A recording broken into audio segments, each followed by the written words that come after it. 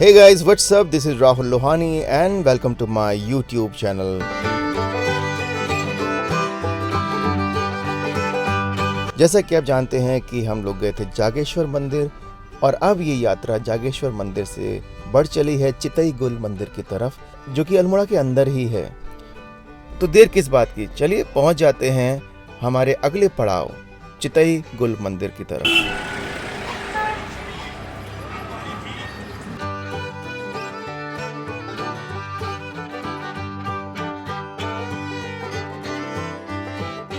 और जागेश्वर मंदिर से हम लोग पहुंच गए हैं चितई गुल टेम्पल और यहाँ से दर्शन करने के बाद सीधा रानीखेत। जैसा कि अब हम सब लोग जानते ही हैं कि उत्तराखंड देवभूमि कही जाती है, जहाँ पे बहुत सारे देवी देवता वास करते हैं, जिनको हमारे इष्ट देवता भी कहा जाता है। उनमें से एक हैं गोलू देवता। जिला मुख्यालय अल्मोड़ा से लगभग 8 किलोमीटर दूर पिथौरागढ़ हाईवे पर न्याय के देवता कहे जाने वाले गोलू देवता का मंदिर स्थित है।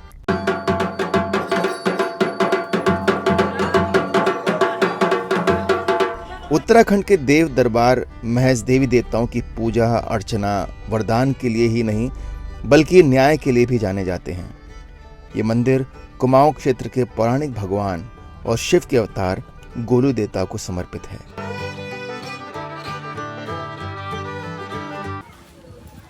और यहाँ पे सब लोग अपनी अर्जियाँ लिखते हैं, जो भी कुछ उनकी अरदास होती है वो सब लिखी जाती है और बैल के साथ यहाँ पर बांध दी जाती है।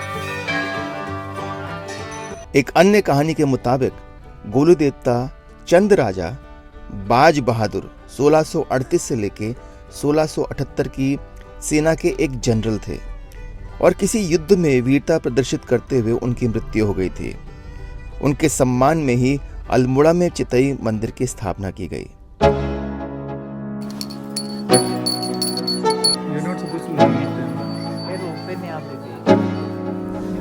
पहाड़ी पर बसा यह मंदिर चीड़ और मिनोसा के घने जंगलों में घिरा हुआ था।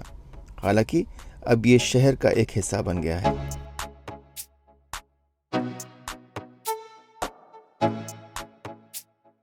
हर साल भारी संख्या में श्रद्धालु यहाँ पूजा अर्चना करने के लिए आते हैं। लोगों को मंदिरों में जाकर अपनी मुरादें मांगते देखा होगा, लेकिन उत्तराखंड के अल्मोड़ा जिले में स्थित गोलू देवता के मंदिर में केवल चिट्ठी भेजने से ही मुराद पूरी हो जाती है। मूल मंदिर के निर्माण के संबंध में हालांकि कोई ऐतिहासिक प्रमाण उपलब्ध नहीं है, परंतु पुजारियों के अनुसार 19वीं सेंचुरी के पहले दशक में इसका निर्माण हुआ था। इतना ही नहीं, गोलू देवता लोगों को तुरंत न्याय दिलाने के लिए बहुत प्रसिद्ध हैं। इस कारण गोलू देवता को न्याय का देवता भी कहा जाता है।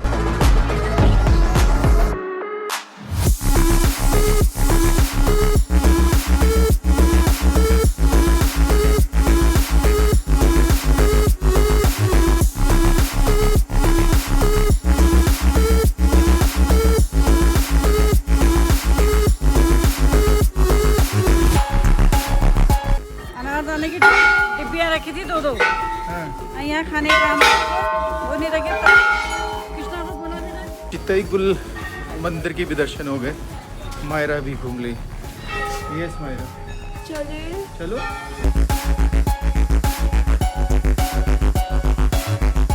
इस मंदिर की मान्यता न सिर्फ देश बल्कि विदेशों तक भी है, इसलिए इस जगह में दूर दूर से पर्यटक और श्रद्धालु आते हैं।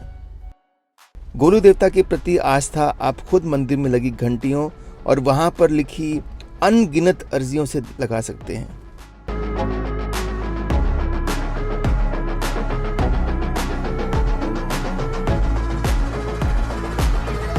और चितई गुल मंदिर के दर्शन के बाद अब हम लोग बढ़ चले हैं अगले पड़ाव की तरफ, जो कि है रानीखेत। लेकिन उससे पहले बाहर दूर से अल्मोड़ा सिटी का ये नज़ारा। जब से मैंने होश संभाला है और जब से मैं अल्मोड़ा क्रॉस करता आया हूँ, मैंने इसको इसी तरह देखा है। पूरा पहाड़ घरों से लबालब भरा हुआ है, किसी मेट्रोपॉलिटन सिटी की तरह।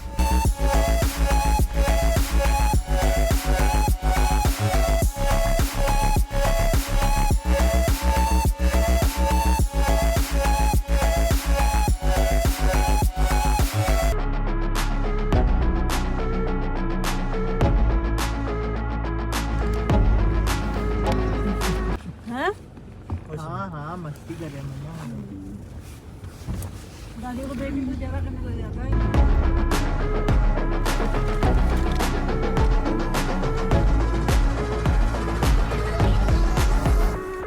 और अब हम लगभग पहुंच गए हैं हमारे नेक्स्ट डेस्टिनेशन जो कि रानीखेत है। रानीखेत में हम लोग रुके हैं ज़ोमोटेल में।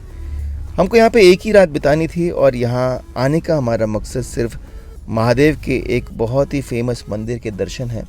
हालांकि मैं जानता हूँ कि रानीखेत में बहुत सारे स्पॉट्स हैं जिनको आप विज़िट कर सकते हैं विच आर क्वाइट पॉपुलर, लेकिन हमारी फहरिस्त में, हमारी लिस्ट में उनका नाम फ़िलहाल नहीं था।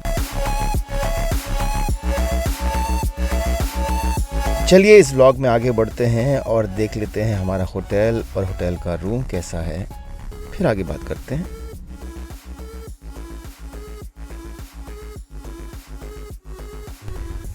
क्योंकि रानीखेत में भी अक्सर बारिश हो जाया करती है तो वहाँ यहाँ का वेदर भी प्लेजेंट रहता है। फ़िलहाल ठंड बढ़ रही है और रूम देखें तो सारे रूम आइडेंटिकल हैं, कंफर्टेबल हैं और हमारी जो ज़रूरत है उसके हिसाब से काफ़ी हैं। Okay, so we have reached here and we are seeing the cottage, क्योंकि रूम्स हमारे ऊपर है। तो ये कॉटेजेस हैं यहाँ के। So we were thinking of taking these cottages, लेकिन we are here only for a night. तो ऊपर के जो रूम है वो भी बहुत अच्छे हैं, इसलिए वी चेंज आवर माइंड। और ऑलरेडी अभी शाम के 5 बज चुके हैं, कल सुबह निकलना है। So we were thinking of going to Jim Corbett from here, but unfortunately मालूम पड़ा कि 2 तारीख तक जिम कॉर्बेट पूरी तरह से फुल है। बीच में हम लोगों ने प्लान कैंसिल किया था, नहीं जाने वाले थे, इसलिए हमने कोई टिकट बुक नहीं किया। लेकिन आज रानीखेत आते आते प्लान बना कि यहाँ से जिम कॉर्बेट ज़्यादा दूर नहीं है, महादेव का मंदिर है बीच में, वहाँ से होते हुए हम लोग जिम कॉर्बेट जाएंगे। बट अभी जहाँ पे 1-2 जगह पता किया है जो हमारे ड्राइवर के रेफरेंस से, वहाँ तो बोलने की सर 2 तारीख तक ना सफारी है और ना ही कोई कॉटेज आपको मिलने वाला है। देखेंगे। ये है यहाँ का मोटेल।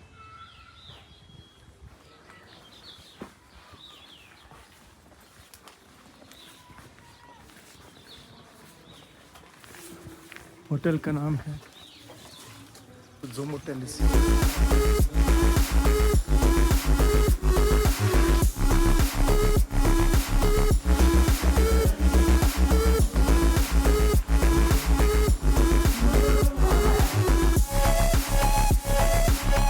हाँ जी, ये यहाँ का वॉशरूम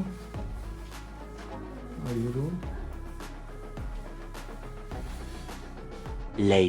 कोई झिझक नहीं, बिल्कुल। इनको शौक है ना डांस करने का। उनके यहाँ ऐसी परंपरा है, शौक तो जो भी है, लेकिन जैसे हम लोग बैठे हैं, हमारे साथ बैठे हुए हों तो फिर उठ के सब जाने ये है हमारा पहाड़ी डांस। और यहाँ पे बात हो रही है मेरे मौसा जी और रमा मौसी की, जिनको इस तरह का पहाड़ी डांस करने का बहुत शौक है, तो कहीं भी वो ऐसा डांस देखते हैं तो पहुँच जाते हैं। होटल में हमको दिखाई दिया पूल टेबल, तो पापा ने भी पहली बार ज़िंदगी में इस पर अपने हाथ आजमाने की सोची। शुरू में थोड़े से परेशान हुए, नहीं हो रहा था, लेकिन उसके बाद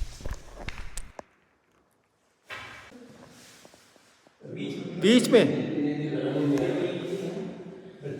हाँ, ऐसे भी कर सकते हो, ऐसे भी कर सकते हो, ऐसे। ओ क्या बात है।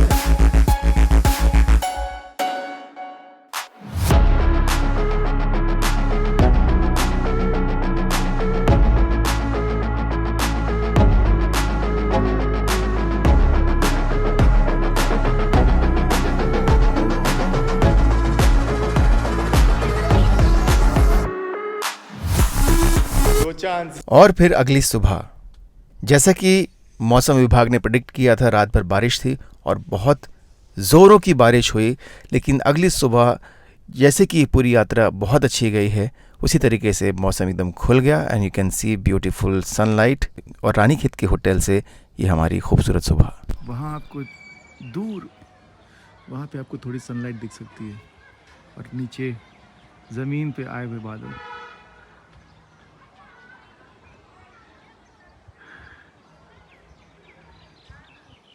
ये है रानीखेत का नज़ारा। हालांकि हम एग्जैक्टली रानीखेत में तो नहीं हैं, रानीखेत से लगभग 6, 7 या 10 किलोमीटर और अंदर की तरफ है। मतलब कि मेन मार्केट से बाहर की तरफ है, बट यहाँ पे भी जो सिचुएशन और वेदर है ना, इट्स वेरी नाइस। अभी मार्केट हम जाएंगे नहीं जाएंगे पता नहीं, बिकॉज हम लोगों का मेन फोकस एक्चुअली रानीखेत नहीं था। It's because of Mahadev temple we have come here, तो लेट्स सी क्या कर पाते हैं।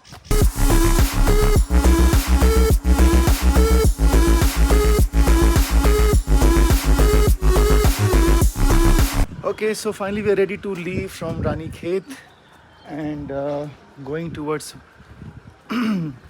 बिनसर महादेव टेम्पल। और वेदर अभी वापस से क्लाउडी हो गया है, होपफुली बारिश नहीं होगी। कल रात बहुत बारिश हुई है।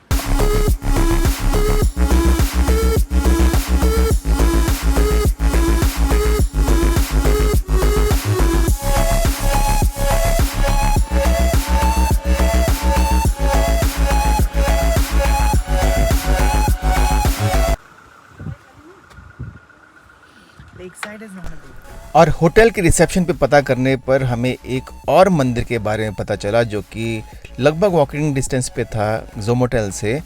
और वो मंदिर क्या है, उस मंदिर की क्या विशेषता है, ये किसका मंदिर है, इन सब के बारे में बताऊंगा मैं अगले व्लॉग में। आई होप आप लोगों को ये व्लॉग अच्छा लगा होगा। अगर अच्छा लगा है तो make sure you hit the like button, comment in comment section and subscribe the channel Rahul Lohani official. Have a wonderful day.